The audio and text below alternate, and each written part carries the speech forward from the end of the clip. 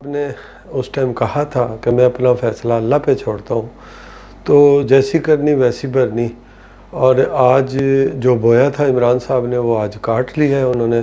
और इंशाल्लाह ये इनकी झूठी सियासत आज तो दफन हो गई है, और इंशाल्लाह ये नेक्स्ट भी इनके साथ ऐसे ही होगा, क्योंकि इन्होंने पूरे मुल्क के साथ खिलवाड़ करके रखा 3.5 साल। और कोई एक 4 आने का कोई मंसूबा बता दें जो पाकिस्तान में लगाया है इन्होंने आज दिन तक, तो ये मखफियात का अमल है जी।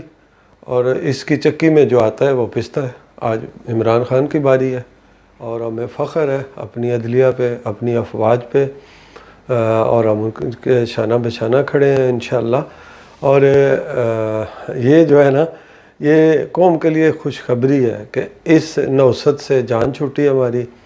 और ये जो कुछ कल तक बो रहा था इसकी ज़बान, और सबसे बड़ी बात जो इसने गंदा कल्चर मुतारफ़ कराया है पूरे पाकिस्तान में, पूरी दुनिया में, यकीन करें कि हर शरीफ आदमी का दिल दुखता है। पाकिस्तान जिंदाबाद। हम मियां मोहम्मद नवाज शरीफ साहब के साथ खड़े हैं, मुस्लिम लीग नून के साथ खड़े हैं।